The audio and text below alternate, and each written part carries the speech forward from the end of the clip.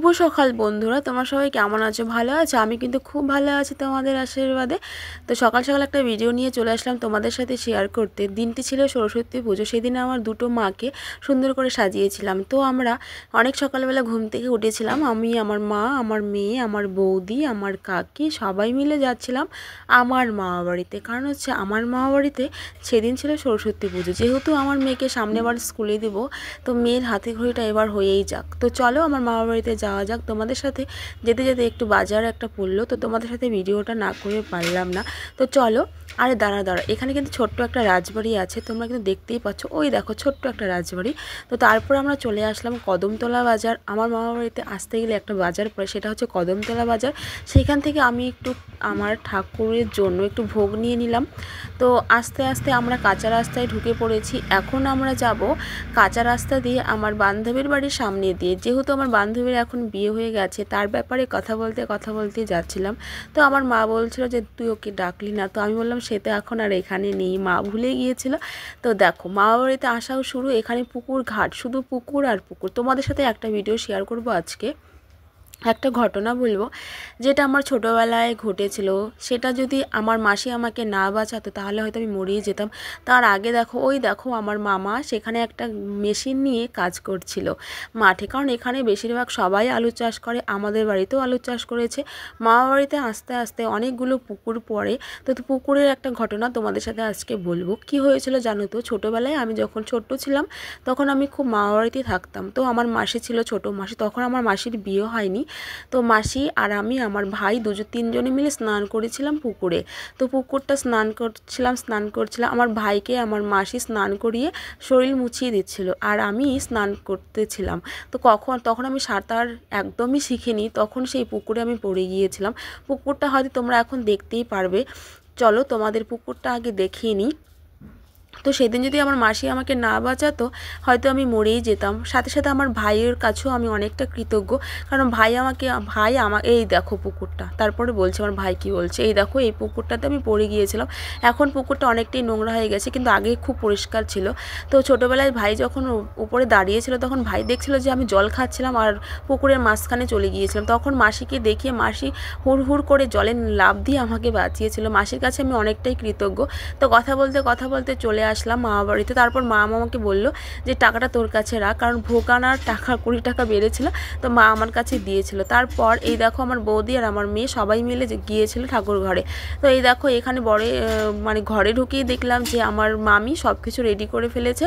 এখন শুধু ঠাকুর মশাই আসার বাকি। তো তার আগে দেখিনি বাড়িতে কে কে এসেছে, অনেকগুলো বাচ্চা কাচ্চা এসেছে। তাই তো বলি আমার মেয়ে মামা বাড়িতে আসলে কেন যেতে চায় না আমাদের বাড়িতে। তো এইখানে দেখো অনেক পুচকি বাচ্চারা এসেছে, তাদের সাথে নাকি আমার মেয়ে খেলা করে। তো যেহেতু ঠান্ডার জন্য আমি আমার মেয়েকে বেরোতে দিচ্ছিলাম না, সুন্দর করে সাজিয়েছিলাম।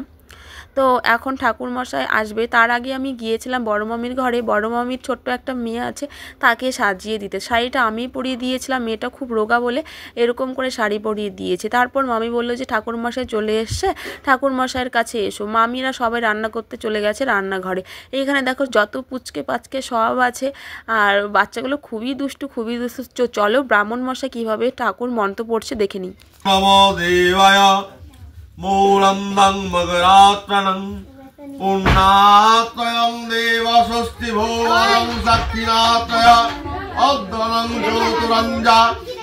তারপর আমার মেয়ের হবে হাতে খড়ি আজ, তাই আমি সুন্দর করে স্লেট সাজিয়ে নিয়ে সামনেই রেখে দিয়েছিলাম, আর আমার মেয়েকে আমার কোলে বসে রেখেছিলাম, কারণ সেখানে খুব দুষ্টুমি করছে। তো তারপর আমরা সবাই মিলে এখন অঞ্জলি দিব।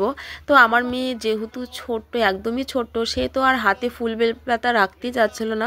তাই মেয়ের হাত জোর করে আমি ওর হাত দুটো নিয়ে এরকম করে বসে রয়েছিলাম। যেহেতু আমিও উপোস ছিলাম, আমার মেয়ে তো খুব ছোট্ট।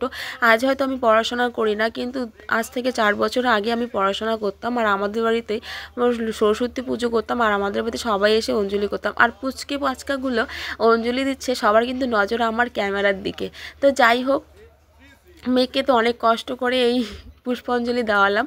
তো ও তো দিতেই যাচ্ছিল না, মানে করতেই পারছিল না, শুধু ফুল হাতে ফুল বেলপাতা নিয়ে শুধু চটকাচটকি করছিল, বোঝে না তো। আর এই দেখো পুচকা বাচ্চাগুলো ফুল বেলপাতা নিয়ে কতটা ঝগড়াঝাটি করছে, ওরা তো বোঝেই না যে ফুল বেলপাতা বেশি করে নিলে যে বিদ্যা বেশি বেশি করে হবে সেটা না, ওরা তো ছোট, হয়তো ছোটোবেলায় আমিও এরকম করেছিলাম। তো তারপর শুরু হয়েছিল আমার মেয়ের হাতে খড়ি। এখন আমার মেয়ের হাতে খড়ি হবে। ঠাকুরমশাই এখন স্লেটে কি লিখছিল আমি জানি না, কিন্তু আমি সুন্দর করে স্লেটটা সাজিয়ে নিয়েছিলাম, কিন্তু ঠাকুরমশাই আমার স্লেটটাকে উল্টে পেছন দিকে লেখা শুরু করেছিল, কারণ অনেক কিছু লিখতে হবে বলে। তো দেখা যাক আমার মেয়ে কীভাবে হাতে খড়ি দেয়। তো আমি ভেবেছিলাম আমার মেয়ে হয়তো কান্নাকাটি করবে, কিন্তু না, সে তো কান্নাকাটি করছে না, একদমই আমার লক্ষ্মী মেয়ের মতো সুন্দর করে ঠাকুরমশাইয়ের কোলে বসে সুন্দর করে হাতে খড়ি দিচ্ছে। কিন্তু আমার দাদার মেয়ে খুব কান্নাকাটি করছিল, একদমই মানে হাতে খড়ি দিতে চাচ্ছিল না, শুধু ওকে মাকে খুঁজছিল, কারণ আমার মেয়ে অনেকটাই বোঝে আমার মতো। তো যাই হোক, এখনও হচ্ছে দাদার মেয়ের হাতে খড়ি। দাদার মেয়ে তো খুব কান্নাকাটি করবে, এখনই ওর মাকে খুঁজতেছে। দেখো ওর চোখ দেখে বোঝা যাচ্ছে যে ও ওর মাকে খুঁজতেছে। এই দেখো শুরু হয়ে গেল সে কান্নাকাটি, এত হাউমাউ করে কান্না করেছে কি বলবো আর। তো যাই হোক, তারপর পুজো অঞ্জলি দেওয়ার পর এখানে বারান্দাতে পুচকিগুলো সবাই খিচুড়ি খেতে বসে পড়েছে, কারণ আমার মাও এসেছে, কাকিও এসেছে। তারা রান্নাঘরে ঢুকে গিয়েছিল, রান্নাঘরে বসে রান্নার রেডি করছিল। আর এই ঘরে দেখো অনেকেই এসেছে, এখানে আমার মামি আছে, এই যে এটা হচ্ছে আমার বড় মামি, আর আমার মা হচ্ছে খিচুড়িটা হয়ে গিয়েছিল, শুধু সবজিটা বাকি ছিল, কিন্তু ছোটো বাচ্চা তো ওরা খিদে পেয়েছিল, এই জন্য ওদেরকে খিচুড়ি দিয়ে দিয়েছিল। তো চলো এখন আমি হচ্ছে দেখবো গিয়ে আমার মেয়েটা কী করে। মা তো রান্না করছে দেখছোই, অনেকেই দেখতে চেয়েছিলে আমার মেয়েকে, এই এখন দেখলে আমার মাকে। তো চলো এখন এই যে আমার দাদু, আর ঘরে হচ্ছে আমার কাকি, আর হচ্ছে আমার মেয়ে, আর হচ্ছে আমার মামিও বসে আছে। ওই দেখো আমার হচ্ছে ঘরে ছোটো মামি বসে আছে, ছোটো মামি হচ্ছে আমার বনুকে খাওয়াচ্ছে। তারপর হচ্ছে আমি খেতে যাব এখন, আমার মেয়েকেও খাইয়ে নিয়েছিলাম, কারণ আমার খাওয়ার সময় তো ভিডিও করতে পারবো না।